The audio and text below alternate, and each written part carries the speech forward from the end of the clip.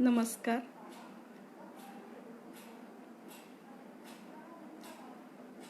नमस्कार.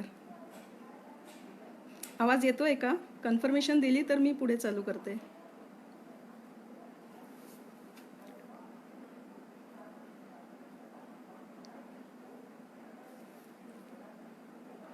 रंजनाताई, जर आवाज ऐकू येत असेल तर प्लीज थम्स अप करा, म्हणजे मी पुढे चालू करते.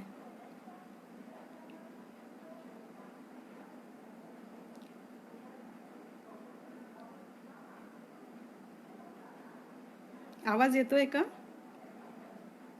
प्लीज कमेंट्समध्ये आवाज क्लिअर येतोय थम्स अप द्या. आणि नमस्कार. नमस्कार. मी माधुरी खर्डेनवीस, भोपाळहून. सर्वप्रथम मी आषाढी कार्तिकी वारी महामंडळ जबलपूर यांचे खूप आभार मानते की त्यांनी आज मला मंडळाच्या बालभारती कविता वाचनाच्या कार्यक्रमात भाग घेण्याची संधी दिली. कविता म्हटलं की प्रत्येकालाच एक ना एक कविता, मग त्या 4च ओळी का होईना, आठवतेच. मनाचा ठाव घेणारी पद्यरचना, थोडक्या मोजक्या शब्दात संपूर्ण भावविश्व आपल्यापर्यंत पोहोचवणारी रचना म्हणजे कविता.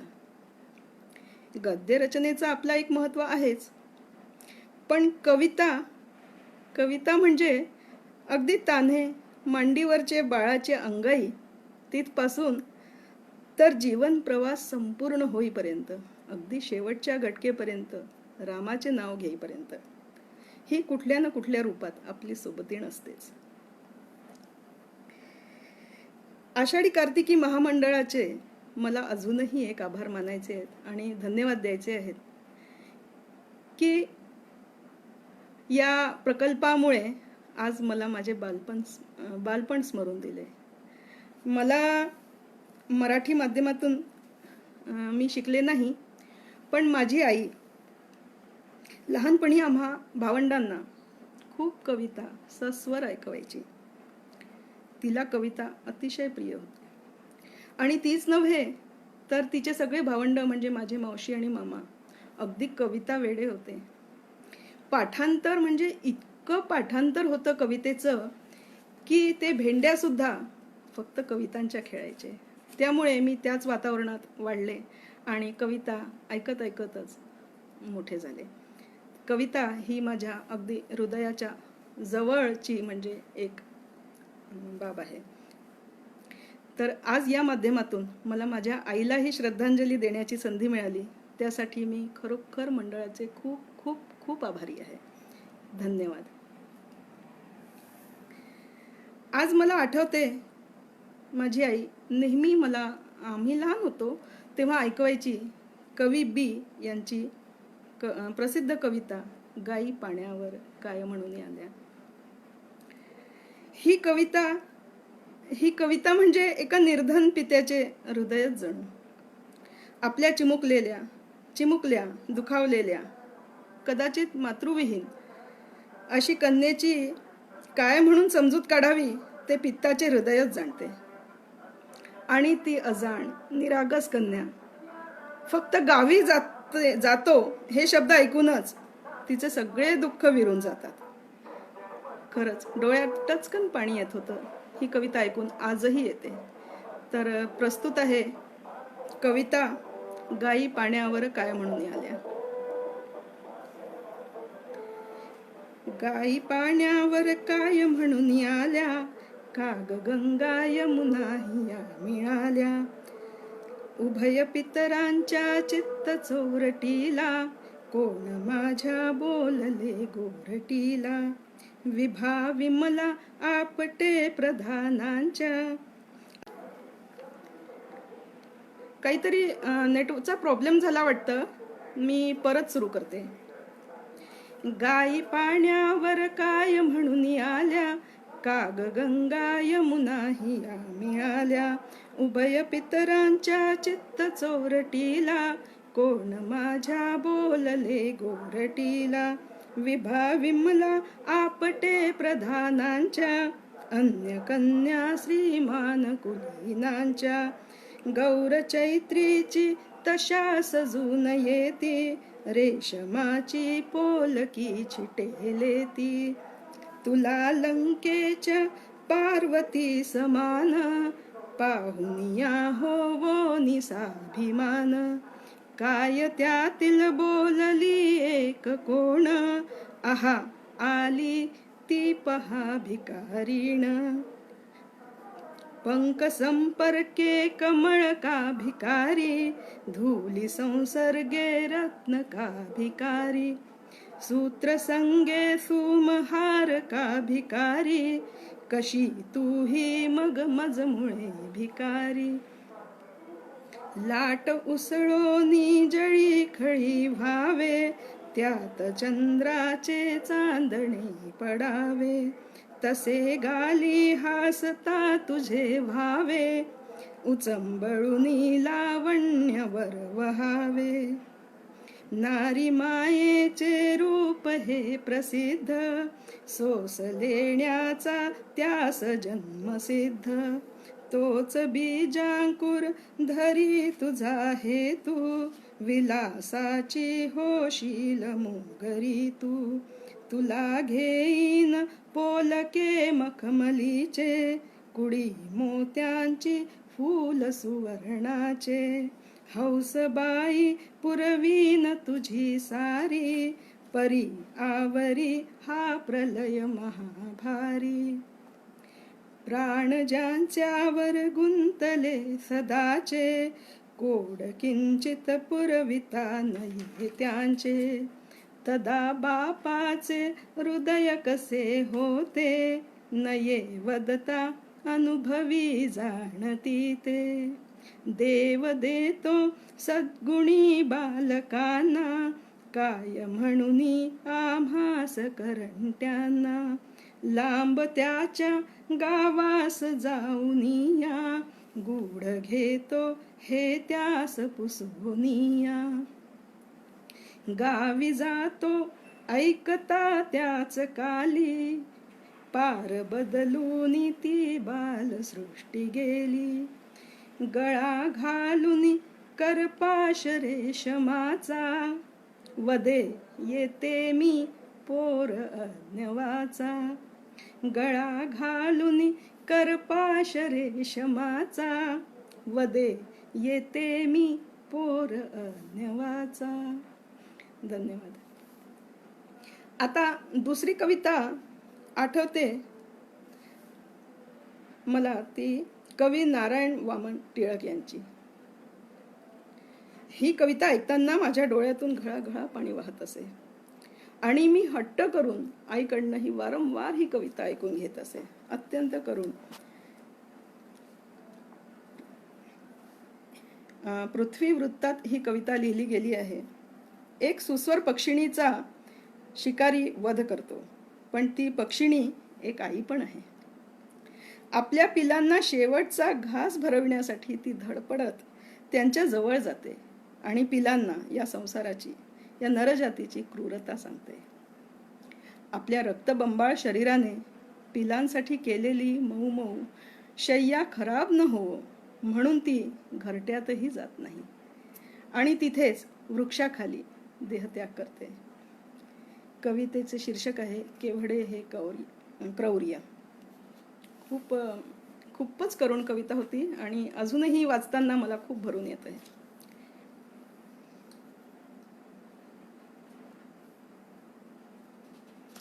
क्षणोक्षणी पडे उठे परिबळे उडे बापडी. क्षणोक्षणी पडे उठे परिबळे उडे बापडी. चुके पथही येऊनी स्तिमित दृष्टीला झापडी. किती घळघळा गळे रुधिर कोमलांगातुनी. तशीच निज कोटरा परत पातली पक्षिणी. म्हणे निज शिशु प्रति अधिक बोलवे नामला. तुम्हा सहजियंतीचा कवळ एक मी आणिला. करा मधुर हा चला भरविते तुम्हा एकदा, करी जतन या पुढे प्रभू पिता अनाथांचा सदा. आहा मधुर गाऊनी रमविले सकाळी जना, कृतघ्न मज मारतील नचही मनी कल्पना. तुम्हास्तव मुखी सुखे धरून घास झाडावरी, क्षणैक बसले तो शिरे बाण माझ्या उरी. निघून नर जातीला रमविण्यात गेले वय, म्हणून वधिले मला किती दया कसा हा नय. उदार बहु शूर हा नर खरो खरी जाहला, वधूनी मज पाखरा निरपराध की दुर्बला. म्हणाल भुलली जगा विसरली प्रियाले करा, म्हणून अतिसंकटे उडत पातले मी घरा. नसेल वही उष्णता नच कुशीत माझ्या शिरा, स्मरा मज बरोबरी परिदया घना ईश्वरा. असो रुधिर वाहुनी नच भिजो सुशय्या तरी, म्हणून तरुच्या तळी निजली द्विजा भूवरी. जिवंत बहु बोलके किती सुरम्य ते उत्पल, नरे धरून नाशिले खचित थोर बुद्धी बल. आणि शेवटी मातीत ते पसरिले अतिरम्य पंख, केले वरी उदर पांडुर निष्कलंक. चंचू तशीच उघडी पडला श्रमहीन माले, निष्प्राण देह पडला श्रमहीन माले.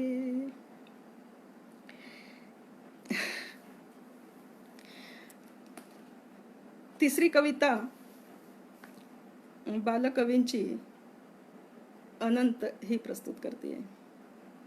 या अफाट ब्रह्मांडात मानवाची स्थिती, त्याचे मूल्यच काय आहे हो. पण तरीही माणसाचा मी माझा हा अभिमान जातच नाही. अशी अध्यात्माकडे झुकलेली आणि तत्वज्ञान असलेली ही कविता आपल्याला आपल्या अस्तित्वाची जाणीव करून देते. अध्यात्म आणि तत्वज्ञान हा माझ्या आईचा आवडता विषय होता आणि थोडीफार छाया माझ्यावरही पडली, त्यामुळे मलाही खूप आवडतं. तर प्रस्तुत आहे कविता अनंत.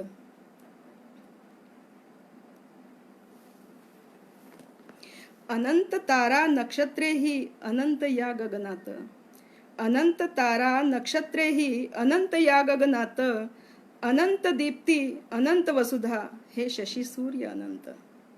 अनंत दीप्ती अनंत वसुधा हे शशी सूर्य अनंत, वरती खाली सर्व साठले वातावरण अनंत, माप कशाचे कुणा मोजिता सर्व अनंत अनंत. कित्येक मानवी झटती करीती हाडाचेही पाणी, कित्येक मानवी झटती करीती हाडाचेही पाणी, अनंत वसुधा आजवरी हो परी मोजली कोणी. अनंत वसुधा आजवरी हो परी मोजली कोणी, म्हणोत कोणी आम्ही गणिला, म्हणोत कोणी आम्ही गणिला हा ग्रह हा तारा, परंतु सांगा कोणी मोजिला हा सगळाच पसारा. विशाल वरती गगन नव्हे हे विश्वाचे कोठर, विशाल वरती गगन नव्हे हे विश्वाचे कोठर, उदात्ततेचा सागर हा चे शांतीचा विस्तार. कुणी मोजिला कुणी मोजिला कुणास त्याची लांबी रुंदी ठावी. कोणी मोजिला कुणास त्याची लांबी रुंदी ठावी. फार कशाला दिग्वनिताची तरी कुणी सांगावी. अनंत सारे विश्व जाहले अनंत या लीन. अनंत सारे विश्व जाहले अनंतात या लीन. क्षुद्र मानवा सांग कशाचा बाळगिसी अभिमान.